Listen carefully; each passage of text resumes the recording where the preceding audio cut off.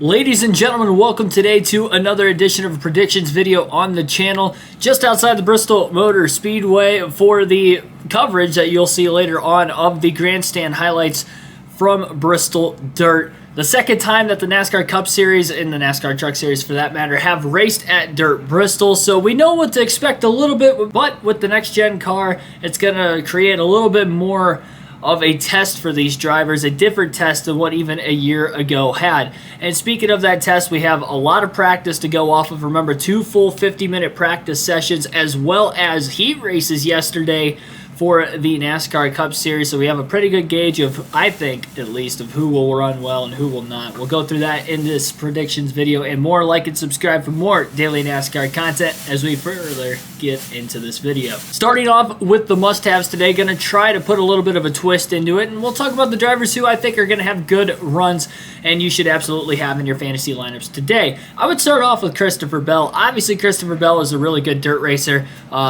Probably right up there with Kyle Larson in the ranks of more notable dirt racers in the NASCAR Cup Series. He ended up winning his heat race yesterday pretty soundly. The only real candidate I think that put a test to him in that heat race was Kyle Busch, but Christopher Bell obviously has a dirt racing background to go along with it, so the likelihood of him maybe making a mistake trying to overdrive the car to try to get everything out of it he can, especially in a 250-lap dirt race, I'd probably rely more on Bell than Kyle Busch, but Christopher Bell, definitely a must-have. He was top 5 in both practice sessions, and he'll be starting second today following his heat race win yesterday, so definitely have to start Christopher Bell. He was really fast in this race a year ago before he ended up getting in a wreck, so he didn't get a great finish in this race, but also a 3-time Chili Bowl winner, so he knows how to get it done. I think a lot of people look to Kyle Larson to potentially win a race at Dirt Bristol, and I would say Christopher Bell it may get that job done first. Kyle Larson, it took him 3 years to win the truck race at Eldora when they first started racing on dirt. It took him a few years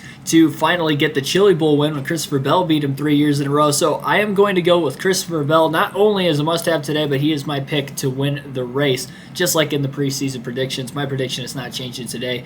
The eye test yesterday, I really do trust Christopher Bell to have a great run. He's got the track position to start things off, and I think it's going to be really hard to pass today as that group gets widened out to the outside like we saw in the truck race last night. Very reminiscent of early 2010s and mid-2010s racing at Bristol where the high groove was the preferred lane, and if you tried to go to the bottom to make the pass, you were going to slide up, and it was really hard unless you completed the pass, which was very hard to do in just one corner at Bristol and always been hard to do in one corner at Bristol without putting the bumper to somebody. I just don't see how when you get these faster cars at the front of the field, how they're even going to be passed, even if you have maybe fresher tires or a bigger run coming. With that being said, another driver who is starting in the top 5 that was very fast all week, Tyler Reddick. Actually, we'll hold off on Reddick for a second. We'll go with Kyle Larson, like I was just mentioning. I think he's definitely a must-have. He's also starting in the top 5. He didn't win his heat race, but he did start pretty far back in his heat race, and I believe worked himself up to 3rd on that final lap, getting around I believe Ricky Stenhouse Jr. he got around on the last lap in that heat race yesterday. Kyle Larson, again, kind of like Christopher Bell, one of the more well-known dirt racers. He's starting in the top 5. I think him and Bell will score a lot of stage points today. It'll be interesting to see what the track position strategy will play out as. We saw in the truck race last night that if you stayed out at the end of stage 1, you were definitely pitting at the end of the second stage. If we see similar tire fall off in this one, I think everybody is going to try to pit in stage 1, unless you're going to try to get stage points for stage 2. Maybe if you're further back and you know you don't have a shot to win, that's when we'll see the inversion. So we will see an inversion, I think, in today's running order, with the faster cars having to be at the back versus the front cars. If they play the strategy right, I think at the end of stage 1 we'll see that, because at the end of stage 2 you just don't know if you're going to have enough time to get up there. Ben Rhodes got cut pretty close last night. If it wasn't for a late race yellow, I don't know if he would have ended up winning that race. But he definitely had the fastest car, and if one of those two have the fastest car today, that's going to put him in the best position. So Kyle Larson, Christopher Bell, again, pretty obvious, but I think they are the definite must-haves.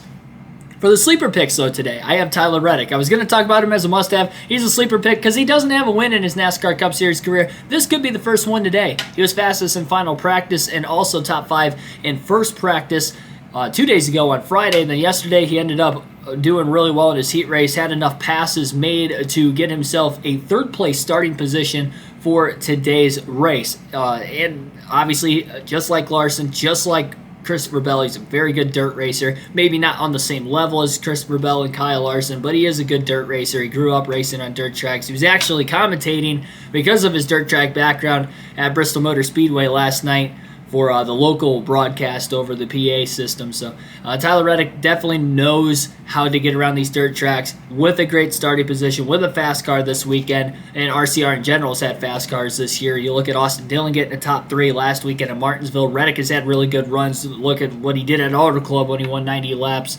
led 90 laps and won a couple stages in that race. And the Clash, he had a really fast car as well, led the most laps in that.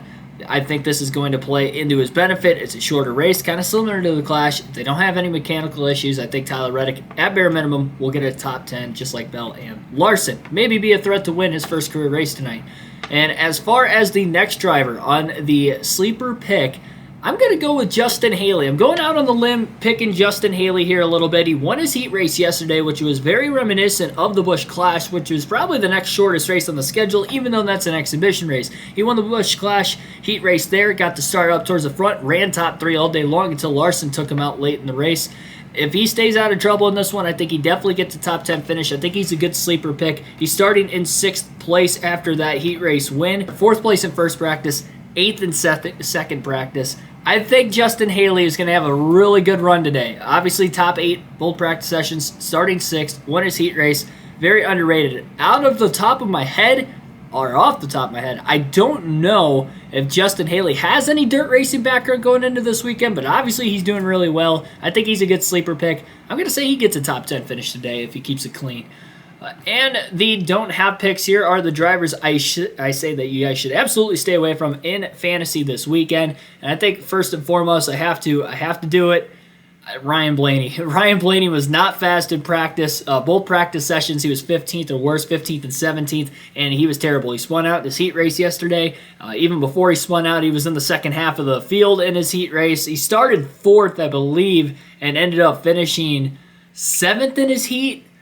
Even before he spun, he was running like 6th or 7th, so it was not looking good. Given the fact that he ran top 10 last year with a wrecked race car and got a 7th place finish at Bristol, it's a little concerning. He does have a little bit of dirt racing background, so you would think he could pull through and maybe get a good finish today, but I'm going to say he does not get a top 10 today. He usually runs well when I see him in person. He's only won one time, but he usually gets good finishes, so maybe that'll help. A little bit of luck there. I'm pulling. I hope I'm wrong with this prediction as a Blaney fan, but I'm going to say Ryan Blaney's a don't have. You should not put him in your lineup today. The next driver I say to not put in your lineup today for whatever reason is Denny Hamlin. Denny Hamlin's been off this season. I know he ran well and got a top 5 finish last year on Bristol Dirt, and he was pretty fast for the most part in practice. I think he was fastest, in fact, in one of the practice sessions. Final practice, he was fastest. But qualifying yesterday, very slow. I mean, he was fooling around back there with the 78 of Josh Williams, I think, is in that car this week. He was battling him for like 8th place in the heat race. That, and you look at Denny Hamlin, he has been the worst driver so far this season, especially at consistency when it comes to Joe Gibbs Racing.